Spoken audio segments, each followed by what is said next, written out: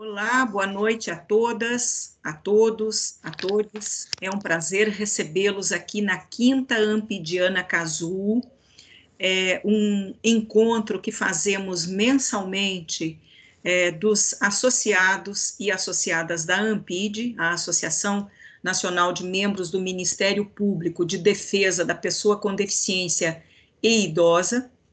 É um prazer recebê-los. No dia de hoje, nós estamos aqui em parceria com a Rede IN, e na representação da Rede IN, nós temos a doutora Ana Cláudia Figueiredo, nossa parceira de ideias, parceira de atividades, advogada, representando a Rede IN, como disse, e conselheira do Conselho Nacional dos Direitos da Pessoa com Deficiência, o CONAD.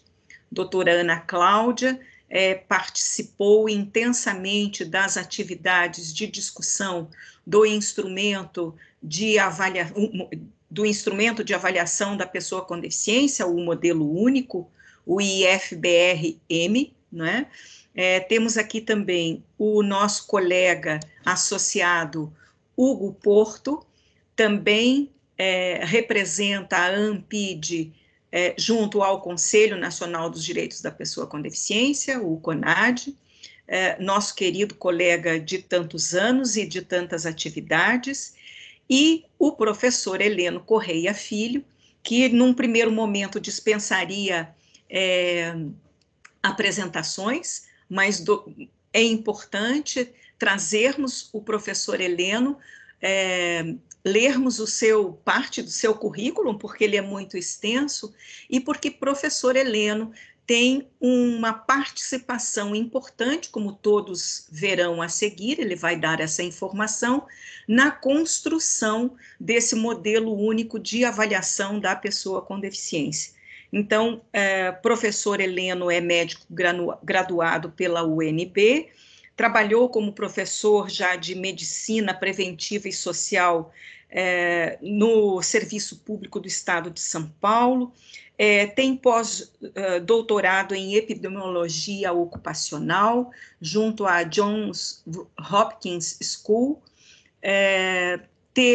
tem doutorado também em saúde pública pela USP, dirige o seu trabalho de ensino e pesquisa e extensão para a epidemiologia aplicada à saúde do trabalhador, aposentou-se, como livre docente de epidemiologia pela Unicamp em 2011, foi acolhido, então, depois como pesquisador, colaborador voluntário por grupos de pesquisa da Faculdade de Ciências da Saúde da UNB, gosta de ensinar e de apoiar iniciativas de pesquisas ligadas à pós-graduação, que busca desenvolver o Sistema Único de Saúde, nosso querido SUS, e defender a vida e a saúde, esperando sobreviver à pandemia de Covid-19. O currículo do professor Heleno está disponível no currículo Lattes, que pode ser atentamente apontado, mas com essas palavras acolhedoras, como ele próprio se apresenta, né, de um defensor da saúde, desejamos aqui boas-vindas ao professor Heleno, desejamos boas-vindas à nossa querida parceira, doutora Ana Cláudia Figueiredo, e, claro, ao nosso querido colega e associado Hugo Frota. E cumprimento a todos os colegas que vieram para essa nossa Quinta Ampidiana. São vários os colegas, Cláudia Berê, Cristiane Branquinho, Débora, Delton, Eliane Araque, o Hugo já disse, a Janaína, o Leonardo, o Luiz Cláudio, enfim, Marlúcia, me desculpem se não vou ler todos, mas é com muita alegria que nós temos aqui quase uma centena de participantes, inclusive, digo, uma meia centena de participantes, inclusive com profissionais da saúde do Ministério Público do Estado do Rio de Janeiro. Então, é assim, com muita alegria que abro as portas da nossa querida Quinta Ampidiana para os nossos convidados e, claro, colegas, sintam-se em casas, um brinde de alegria e felicidade a todos. Ana Cláudia, a palavra é sua, peço desculpas, não me descrevi, sou Maria Aparecida Gugel, presidenta da Ampid, sou uma mulher branca, de cabelos curtos, muito brancos, e muito curtos também, uso óculos de grau, estou aqui com um vestido verde, algumas coisas, uns detalhes amarelos, atrás de mim uma estante com bibliotecas, o lugar onde tenho, desde março, trabalhado. Então, Ana Cláudia, a palavra é sua. Boa noite a todos e todas, professor Heleno, doutor Hugo Porto, doutora Maria Aparecida Gugel, a intérprete que está nos ajudando, a Alessandra. É uma alegria estar aqui nesse diálogo em parceria com a Ampid, e gostaria também de dar boa noite àqueles que participam conosco desse momento. Agradeço também a doutora Maria Aparecida Gugel pelo convite para representar neste evento a Rede Brasileira de Inclusão da Pessoa com Deficiência, da qual faz parte a Ampid, com muita honra. Eu sou uma mulher branca, tenho cabelos castanho claros, olhos claros também, estou vestindo uma blusa vermelha e tenho atrás de mim uma planta. Eu acrescento apenas na questão da representação lá no CONAD, que eu represento no CONAD a Federação Brasileira das Associações de Síndrome de Down. Bom, o debate sobre a avaliação da pessoa com deficiência, ele está intimamente ligado ao modelo social de deficiência. É importante a gente dar essa pincelada inicial sobre essa questão, porque é o fundamento de toda a nossa defesa do IFBRM. Bom, esse modelo social, ele veio consagrado, ele veio plasmado ali na convenção, embora não tenha surgido com ela, mas ele ganhou dimensão e ganhou valor, ganhou prestígio por meio da convenção, que foi ratificada pelo Brasil, como todos já sabem, como uma norma constitucional por ter obedecido os pressupostos do 5º parágrafo 3º da nossa Constituição. Bom, o modelo social de deficiência é, segundo alguns doutrinadores, uma corrente teórica, política, que se contrapôs ao modelo médico. Segundo esse modelo, o modelo social de deficiência, a deficiência deixa de ser uma tragédia pessoal, deixa de ser um problema que o indivíduo tem que resolver, tem que buscar a cura, para ser uma situação de discriminação coletiva. Segundo o modelo social de deficiência, a discriminação é resultado da opressão social para a qual a resposta apropriada é a mudança das estruturas sociais. Então, sob essa perspectiva, a gente tem que o modelo social é orientado por uma perspectiva relacional, interacional, ou seja, de uma perspectiva em que se identifica a deficiência a partir da relação que o impedimento que essa pessoa tem, a relação do impedimento com o meio em que ela vive, em que ela trabalha, em que ela estuda, em que ela tem ali a sua atividade de lazer. Então, a deficiência deixa de ser aferida tão somente com base nos atributos biológicos ou psicológicos da pessoa para ser valorada de uma forma global, considerando o impacto que os fatores sociais, econômicos, ambientais ou outros possam gerar nas atividades e na participação dos indivíduos na sociedade. A partir da mudança do paradigma da deficiência, instituído ali pela nossa Convenção Internacional de Biomédico para Social, surgiu a necessidade de alterações também dos instrumentos e metodologias usados até então para determinar a deficiência. Desde 2007, quando assinada a convenção, o Poder Executivo passou a instituir grupos de trabalho com o objetivo de avaliar os instrumentos de classificação e valoração da deficiência e subsidiar a proposição de instrumentos e de um novo modelo de avaliação, né? Então, até então, nós contávamos, né, e continuamos ainda em relação a várias políticas, contando com o decreto 3298 de 99. Em 2011, tem início o desenvolvimento do Instrumento de Funcionalidade Brasileiro, o IFBR, que é baseado na CIF, na Classificação Internacional de Funcionalidades. Em 2013, esse instrumento foi publicado e foi validado subsequentemente o IFBR adaptado para fins de aposentadoria. Em 2016, foi instituído o Comitê de Cadastro Nacional de Inclusão da Pessoa com Deficiência e da Avaliação Unificada da Deficiência, que, assessorado pela UNB, pela Universidade de Brasília, ele discutiu, modificou e introduziu critérios ali no IFBR original, que foi formulado pela UFRJ e pelo Instituto IES. O CIAD, o Comitê CIAD, que é esse a que me referi, ele propôs como resultado parcial das suas atividades, que findaram em 2019, uma nova versão para um instrumento destinado à avaliação biopsicossocial da deficiência, o chamado IFBR-M. Então, é o Índice de Funcionalidade Brasileiro Modificado.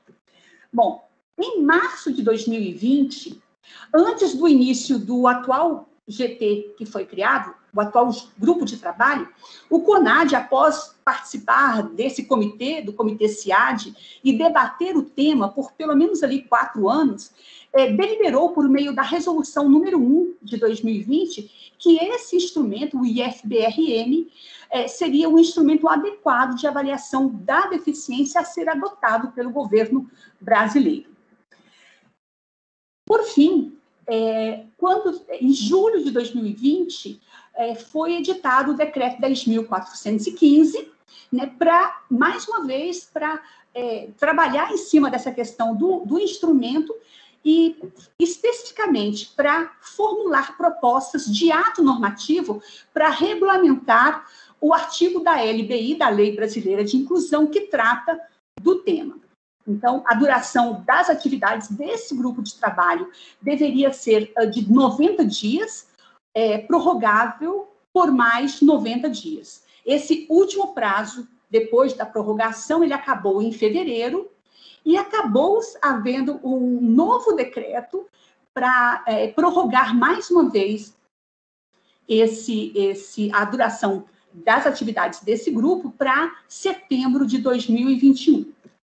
Bom, paralelamente a esse debate, né, a criação desses grupos de trabalho, foi sancionada a Lei Brasileira de Inclusão da Pessoa com Deficiência, em 2015, que repete, no seu artigo 2º, o enunciado que consta lá da Convenção Internacional, que diz que pessoa com deficiência é aquela que tem um impedimento de longo prazo, de natureza física, mental, intelectual ou sensorial, o qual, em interação com alguma ou mais barreiras, né, pode obstruir sua participação plena na sociedade, e essa participação em igualdade de condições com as demais pessoas. Ou seja, as pessoas com deficiência não pretendem, de forma alguma, um privilégio, mas querem apenas participar em igualdade de condições com as demais pessoas. Essa Lei Brasileira de Inclusão, ela estabelece também que a avaliação da deficiência, quando necessária, será biopsicossocial, realizada por equipe multiprofissional e interdisciplinar. E considerará, entre outros, os fatores, os impedimentos nas funções e estruturas do corpo, os fatores socioambientais, psicológicos e pessoais, a limitação no desempenho das atividades e a restrição da participação. O artigo 124 dessa Lei Brasileira de Inclusão, por sua vez, dispõe que esse artigo, que trata da avaliação, que é o parágrafo 1º do artigo 2º da LBI, deveria entrar em vigor em até 2 anos, contados da entrada em vigor desta lei. Então, considerada a data de vigência da LBI sendo janeiro de 2016, temos que esse prazo estabelecido por ela já expirou em janeiro de 2018. Então, encontra-se o Poder Executivo, nesta data, em atraso com a sua obrigação há mais de 3 anos. Eu vou fechando aqui a minha fala, a gente vai ter oportunidade de falar um pouco mais. Eu só queria destacar que nós já são mais de 14 anos de estudos e debates técnicos, científicos intensos, com o envolvimento de pessoas com deficiência, inclusive na equipe que participou, né, que vem participando da construção, que participou da construção desse instrumento, o IFBRM, né, especialmente a partir de 2017, observando o tema Nada sobre Nós, Sem Nós, que é o tema que impulsiona o movimento de pessoas com deficiência. Então, há vários empecilhos que serão tratados aqui nesta live, né? Mas nós queremos ressaltar de plano que nada justifica nós ficarmos esperando, aguardando calados essa mora do Poder Executivo, né, durante tanto tempo. Então, daí a necessidade de implementarmos com urgência esse instrumento que é validado cientificamente e que vai ser mais explorado nesse momento aqui conosco e que justificam a sua plena aplicação já. Muito obrigada pela oportunidade.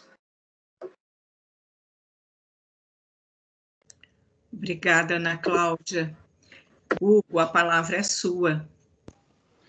Boa noite a todos, a todas. Saudar aqui a todos em nome da CIDA, dar boas-vindas aqui, tanto a Ana Cláudia, tantas guerras lá no CONAD, também lá no GTI. Professor Heleno, saudar fraternamente aqui a todos os amigos e ser bem objetivo. Na verdade, a Ana Cláudia passou muito bem, né? E antes disso, vou me descrever. Sou homem, 48 anos, cabelos negros, pele parda, estou com a camisa azul. Ao fundo tem uma parede amadeirada com gravuras. Eu até quero parabenizar a Ampid por trazer esse tema que está realmente palpitando em tantos locais e fóruns e trazendo também muita desinformação. Como bem disse a Ana Cláudia, a gente está desde 2018 em mora, né? Mora com a convenção, mora com a LBI, na regulamentação, né, efetiva, para fim de que a gente tenha um instrumento de avaliação que se paute no modelo que é prescrito pela própria convenção. Esse GTI, que foi criado ainda no segundo semestre do ano passado, ele tinha por missão a editar um ato normativo e regulamentar o artigo, e ele só permitia uma prorrogação. Dentro do próprio normativo, eu vou me ater mais à questão jurídica, porque a questão do instrumento técnico-científico, da pesquisa que foi feita pela UNB em parceria com outras instituições foi objeto de validação, e o professor Heleno fará discorrerá com mais detalhes sobre isso. Mas esse instrumento foi apresentado ao CONAD para que o CONAD tomasse conhecimento e, portanto, se manifestasse, e isso foi que gerou a resolução 01/2020, como foi bem dito pela Ana Cláudia. E o GTI tem como escopo justamente editar esse ato normativo para que, com base no IFBRM, tem no texto do decreto 10.415, viesse também a regulamentar o artigo 2º, cuja mora temos mais de 2 anos, né? Uma vez que 2018 era o prazo final. Dentro desse decreto 10.415, há a previsão da criação de grupos técnicos especializados. Foram criados 2 grupos efetivos, eram 3, mas só poderiam ter 2 GTEs simultâneos. Um do instrumento para tratar das questões e das nuances do próprio instrumento enquanto o objeto de pesquisa que vai ser apresentado aqui pelo professor Heleno, e um outro que foi logo trazido, que tem como escopo um impacto orçamentário. Não se desconhece que toda e qualquer política pública possa ter impacto orçamentário, mas foi esse que também norteou os diálogos dentro do GTI. Passado, o outro grupo que não foi oficialmente constituído, porque só poderiam ter 2 efetivamente, foi o grupo de atos normativos, o qual eu fiz parte, mas de uma forma apenas oficiosa, porque ele não chegou a se constituir, foram apenas diálogos. E durante os debates no GTI, havia sempre uma indicação de eventuais imperfeições do instrumento, como se um instrumento científico não tivesse as suas necessidades de aperfeiçoamento, como qualquer um tem, como qualquer pesquisa tem sua acurácia, tem a necessidade de aperfeiçoamento. Isso sempre foi um consenso, mas que estranhamente nos causava uma certa surpresa, porque essa mesma preocupação a gente não via nos instrumentos como do BPC ou outros instrumentos que estão em produção, estão ativos e estão servindo às políticas públicas. E sempre se batia em algumas teclas, trazendo casos casuísticos para apontar eventuais imperfeições que o professor Heleno irá tratar para mostrar cientificamente qual é a conformidade do instrumento e da razão pela qual, após todas essas exposições, restou para nós muito claro de que o instrumento é apto e que deveria ser internalizado no ordenamento jurídico, com um prazo que foi a nossa posição, com um avacácio, mas que, como o decreto previa que o seu escopo fosse a edição de um ato normativo para regulamentar o artigo 2º, que fosse cumprido isso, internalizando o IFBRM, porque tem no próprio decreto, né, ele como base, para que nós, como país, não incorremos ainda mais em mora.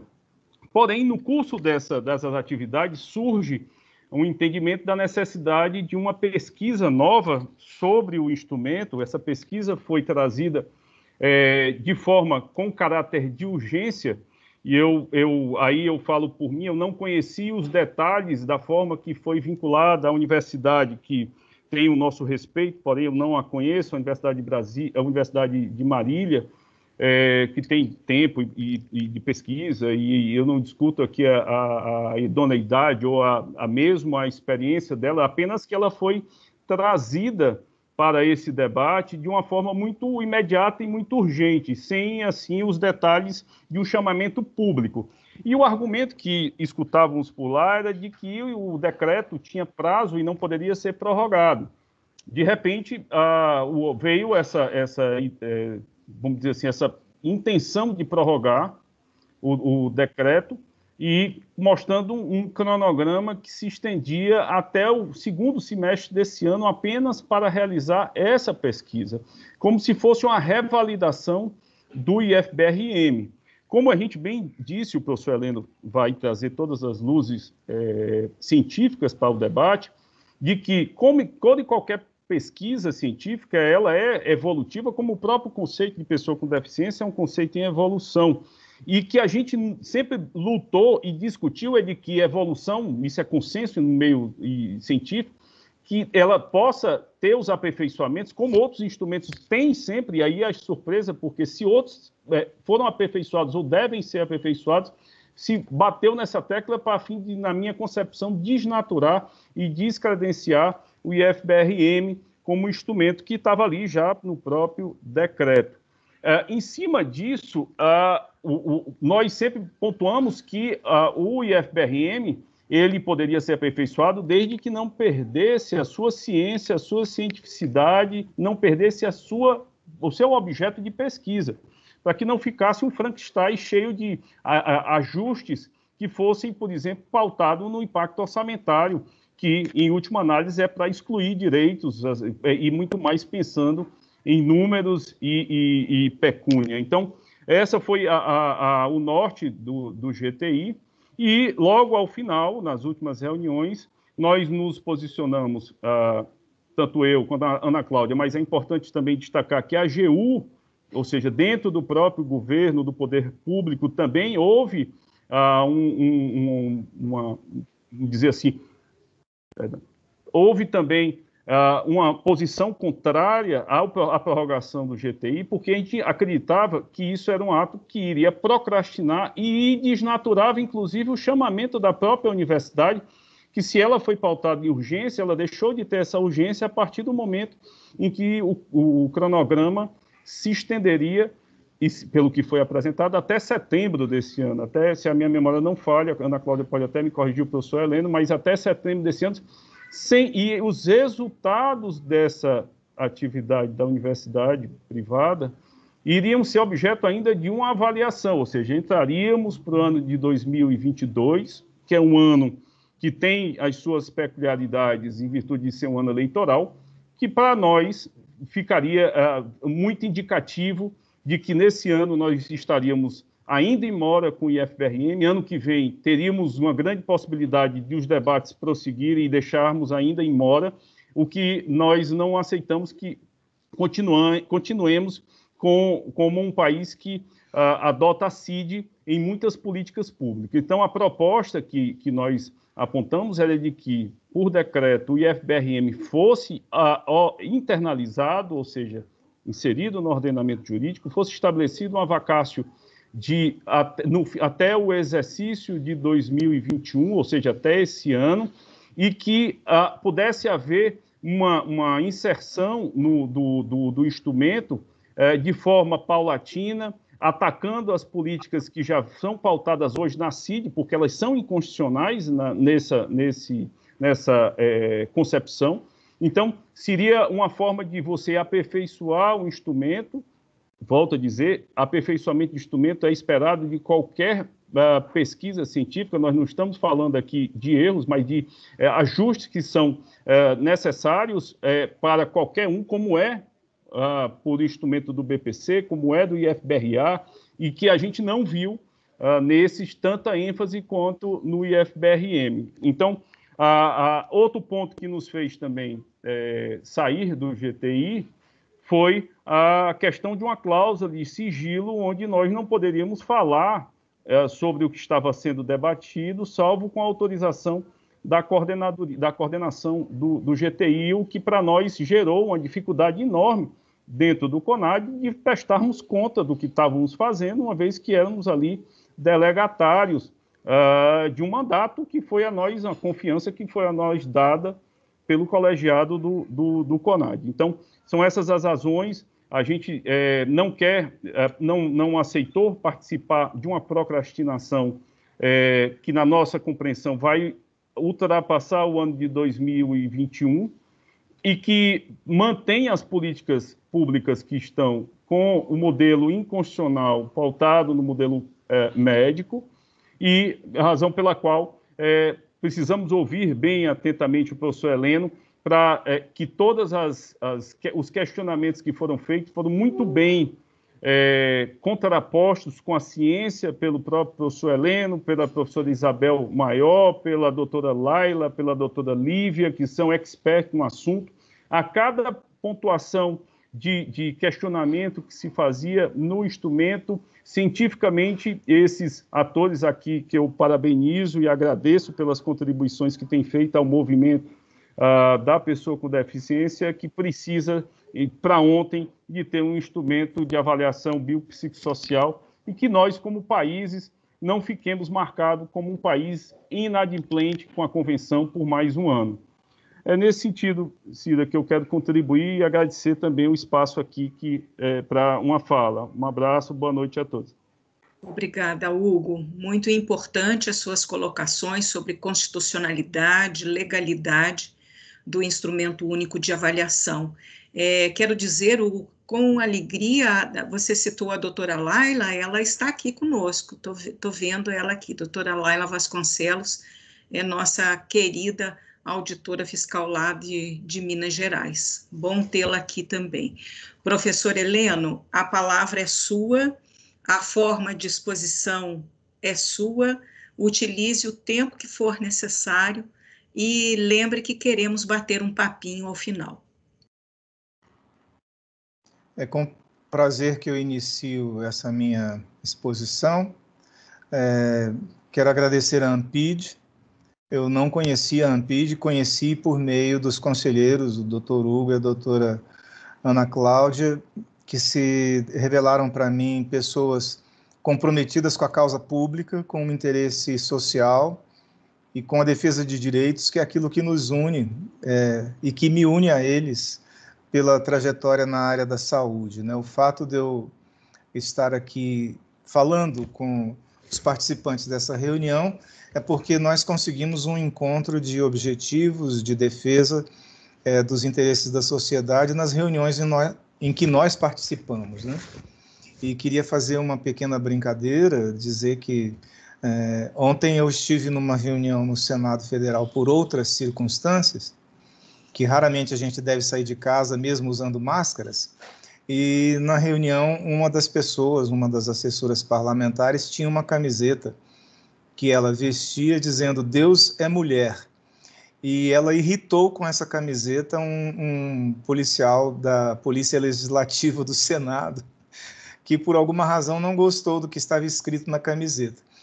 E para fazer mais ainda a brincadeira, quando eu vi aqui o nome da doutora Laila entre nós, eu pensei, como ela é uma das pessoas que primeiro publicou a criação do Índice Brasileiro de Funcionalidade, o IFBR, em revista científica no Brasil, que é a publicação da revista Acta Fisiátrica, eu ia brincar dizendo que a criadora está entre nós, porque ela não só participou da gênese do índice e trabalhou para que ele fosse construído, como ela conhece as razões pelas quais ele foi feito e também conhece profundamente como auditora fiscal as razões pelas quais estamos em mora, como disse agora o doutor Hugo Porto.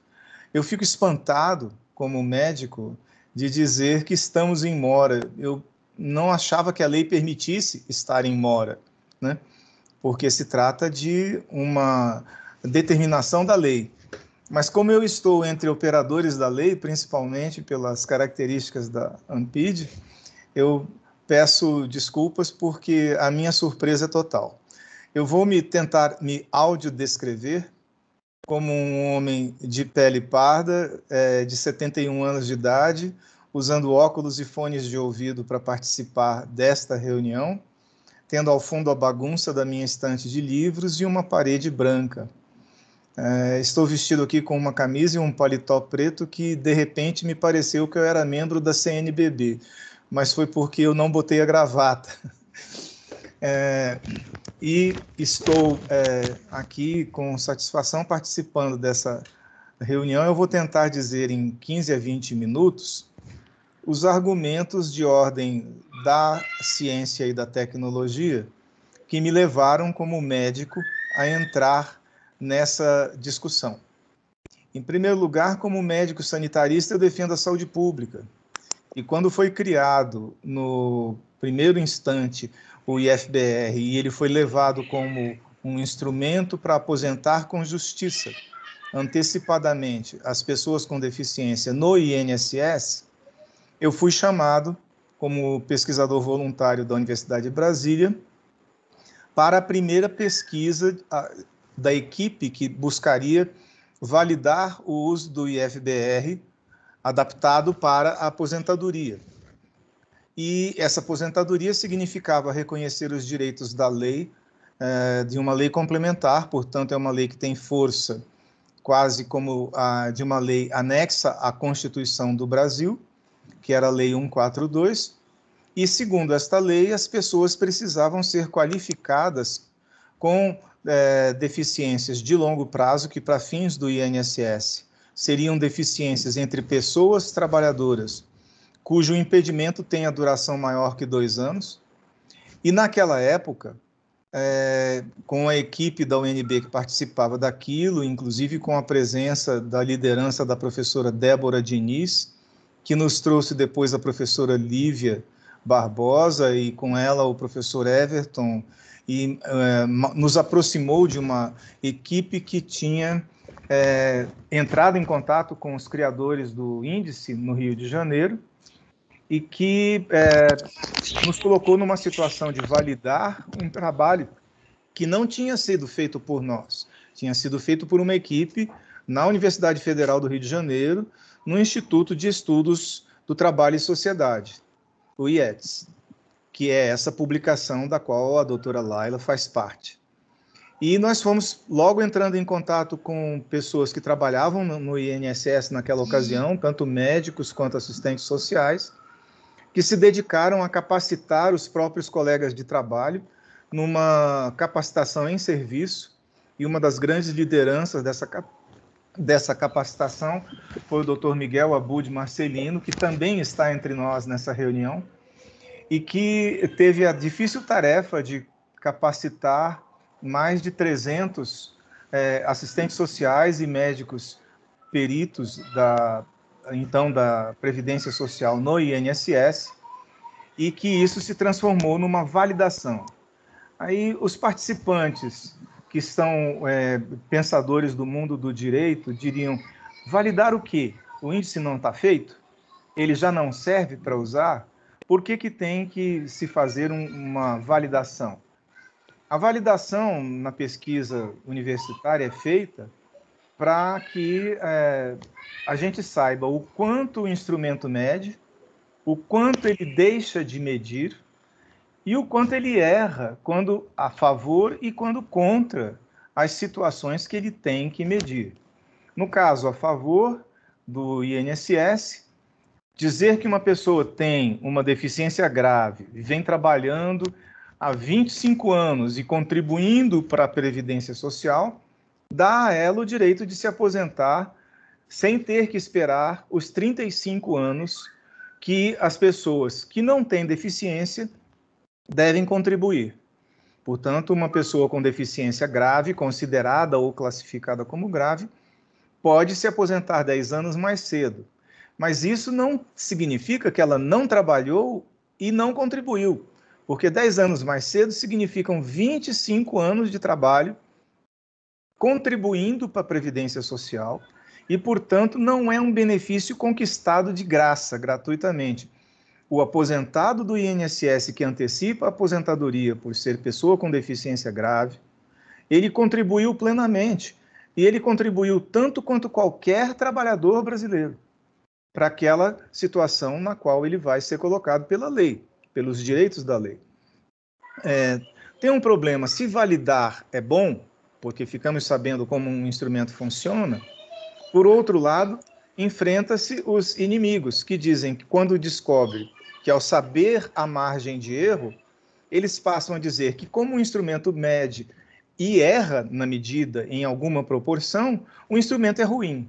E isso aconteceu com o IFBR e se repetiu quando ele foi usado de maneira modificada, quando ele ganhou a letra M de modificado, quando se pretendeu incluir nas modificações bebês, crianças, pré-escolares, escolares, adolescentes e idosos acima de 60 anos, que são aqueles que não estão no grupo que se aposenta no INSS, ou porque são crianças muito jovens, ou porque são idosos e já passaram da idade de estar no mercado de trabalho, quando deveriam estar, por exemplo, na minha idade dos 71 anos, aposentados, tal como eu estou.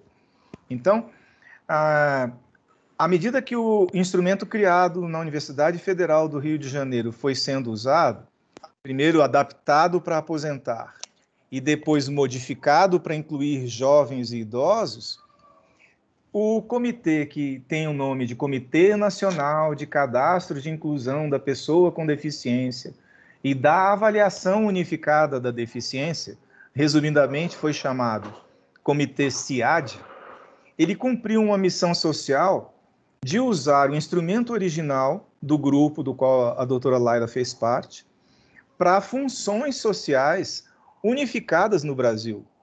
E ao unificar, e ao incluir pessoas idosas e pessoas jovens, precisava novamente ser validado.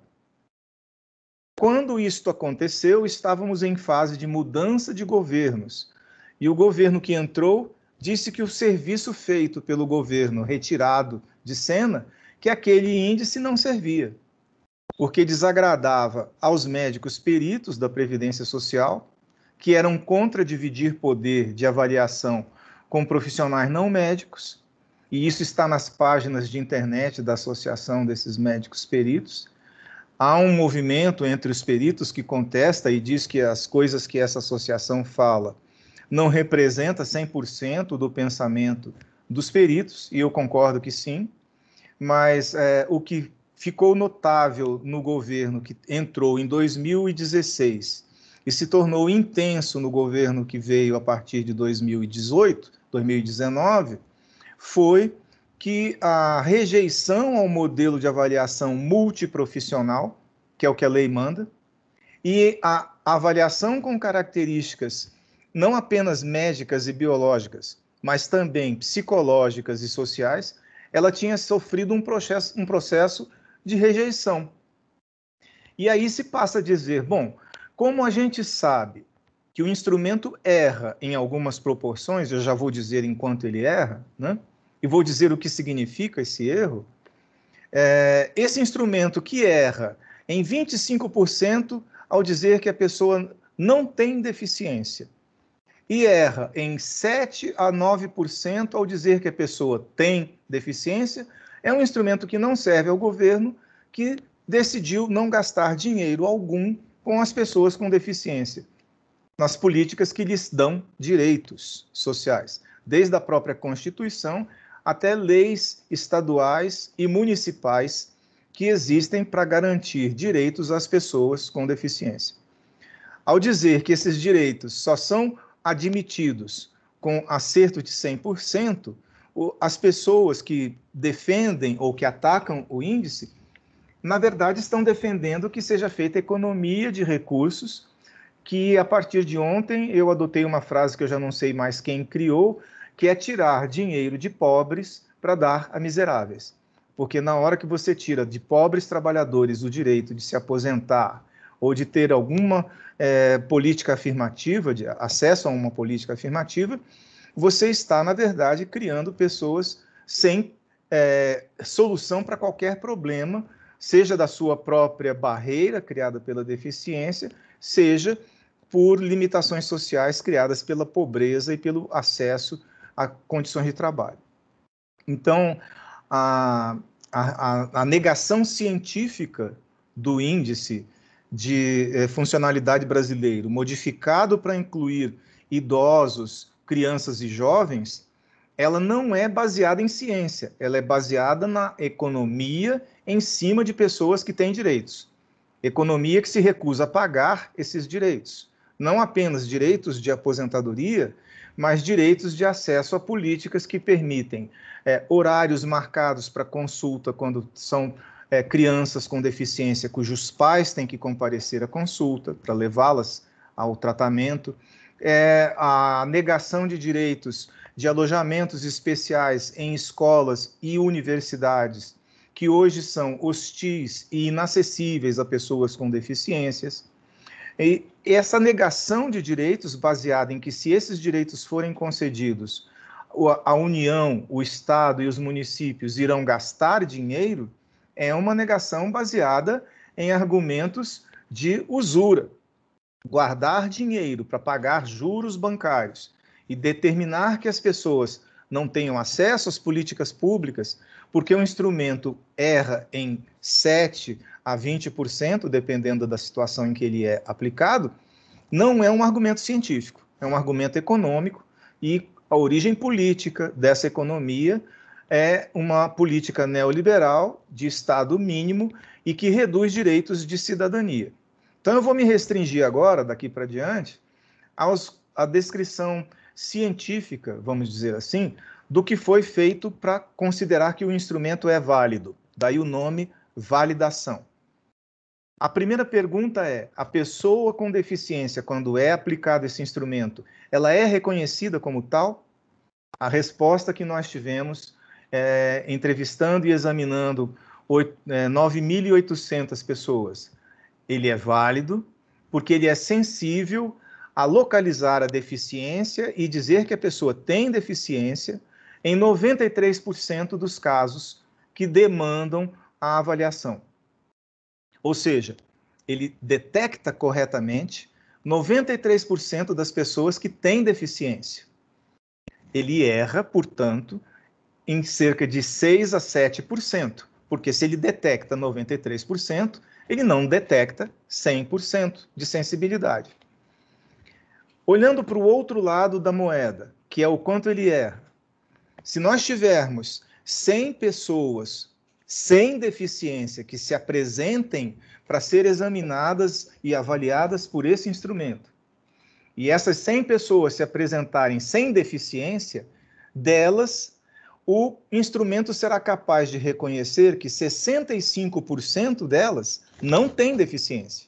Ou seja, ele classificará corretamente a pessoa como não tendo deficiência, mesmo que ela se apresente e ela requeira benefícios de uma política pública destinada a pessoas com deficiência. O argumento dos economistas, que são contrários a utilizar o índice imediatamente, mas ela erra em 35% das avaliações e pode incluir pessoas sem deficiência como se tivessem deficiências leves. E o que a gente diz na academia ou na pesquisa é um instrumento que acerta em 100% das vezes ao ser sensível ou ao ser específico, não existe, porque quem cria esses instrumentos que são validados na pesquisa acadêmica são seres humanos, não são deuses. E só Deus acerta e não comete erros em 100% das vezes. Mesmo assim, sujeito a problemas, porque há pessoas que dizem na Bíblia que Deus, quando não gostou de um resultado do seu experimento, afogou a amostra.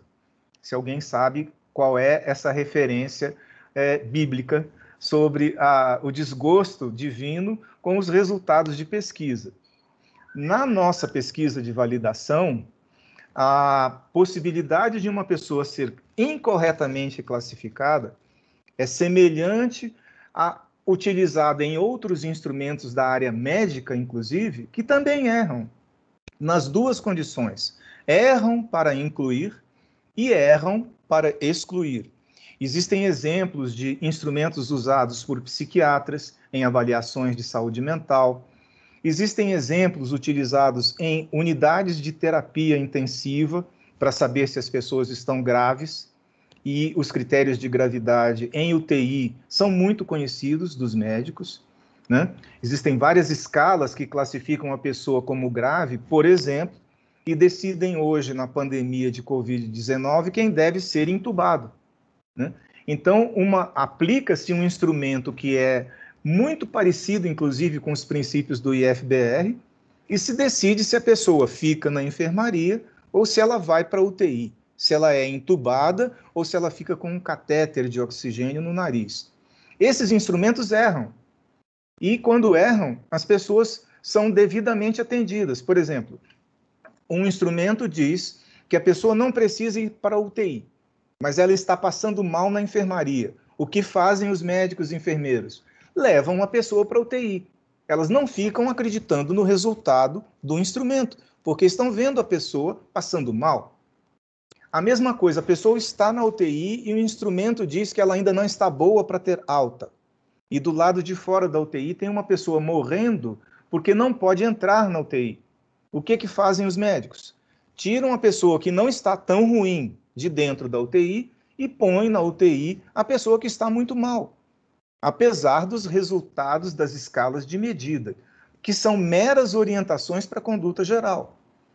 Então, quem tem prática com instrumentos aplicados como o IFBR sabe que não existe um instrumento que classifica adequadamente 100% das pessoas a serem incluídas numa política pública, e muito menos um que exclua com 100% de certeza as pessoas sem deficiência que demandem, por exemplo, indevidamente, o passe de ônibus para não pagar passagem, porque seriam indevidamente apresentadas como pessoas com deficiência, quando, na verdade, elas não têm nenhuma deficiência.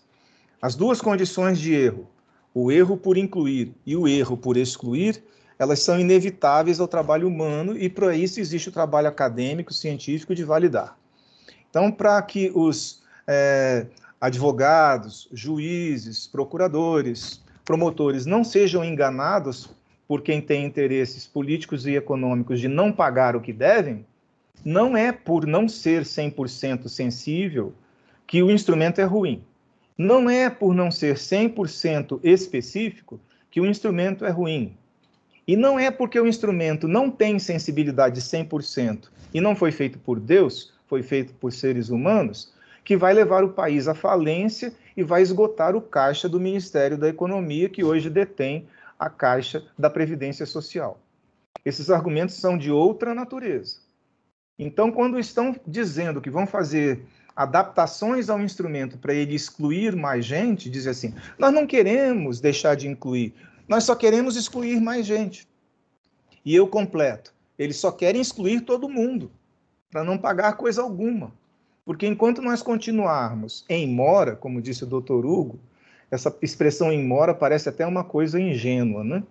Enquanto continuarmos em mora, tem gente morrendo sem nenhuma política afirmativa, que poderia, por exemplo, estar sobrevivendo à epidemia da Covid-19. E se estiver sem habitação adequada, sem alimentação, sem acesso a um serviço adequado, ela pode morrer por uma doença da qual ela sobreviveria se tivesse acesso a políticas adequadas à sua condição. Então, estar em mora não é uma mera economia de reais. Estar em mora, além de um desrespeito à lei, é um desrespeito à cidadania. E eu, como médico sanitarista, não posso concordar nem com os médicos, que também são médicos, que têm a posição contrária à minha e defendem que o instrumento deva ser, entre aspas, aprimorado para excluir mais gente. Eu acho que esse trabalho até pode ser feito ao longo de anos de uso do IFBR-M, na medida em que ele, de fato, se converta num instrumento de avaliação unificada da deficiência no Brasil, que é isso que eu acho que o comitê do CONAD esperava quando incluiu nos próprios grupos de trabalho, entre essas pessoas que estavam lá e os conselheiros, a própria professora Laila, né, Vasconcelos de Oliveira Vilela, que é uma das criadoras do índice original. Então, quando as pessoas sabem o que tem na mão, elas sabem o valor daquilo que elas estão utilizando. Isto não foi criado por acaso, tem um trabalho de mais de uma década de pesquisadores de renome, e eu posso falar isso porque eu não sou do grupo que criou. Eu presto aqui minhas homenagens a quem tomou essa iniciativa, e me coloco à disposição para discutir esse dilema que aparentemente não tem solução. Quando você aprimora um instrumento para excluir mais gente, você faz com que ele inclua cada vez menos gente. Não tem como fazer uma coisa sem provocar a outra. E nós temos hoje em dia uma neurose de procurar excluir pessoas, o que vai acabar excluindo quem não deve. É isso que eu gostaria de falar e eu espero ter respeitado aí os 20 minutos. Eu estou à disposição para a gente prosseguir no debate. Desculpas aos colegas, ao Dr. Miguel e à doutora Laila pelas brincadeiras, mas eu não podia perder a oportunidade sabendo que eles estão participando. Obrigada, professor Heleno. Suas colocações, inclusive aquelas que nos abrem os olhos para a tentativa de fechar essa porta de acesso, né? Essa porta de acesso daqueles que mais precisam das políticas públicas é muito importante para esse momento do debate, né? Então, esse fechar de portas, ele deve nos trazer uma reflexão muito grande e também explica as tentativas de desqualificar esse modelo único, né? De desfazer todo o avanço que se teve até agora sobre a edificação do modelo único, e eu fico lembrando aqui, o professor Miguel está aqui, né, a Laila também, eu lembro mais do professor Miguel, quando lá atrás discutíamos aquele modelo para o enfrentamento, né, das pessoas que estavam sob o jugo ali do benefício da prestação continuada, né? E lembro também que naquele momento defendíamos, veja só, a gente precisava explicar que aquelas pessoas que não tinham condições de prover a sua própria subsistência, estava lá gravado na Constituição da República, né? A nossa Constituição da República, a nossa sociedade brasileira já disse isso em 1988, de fazer esse acolhimento, né, das pessoas que não podem prover a sua subsistência.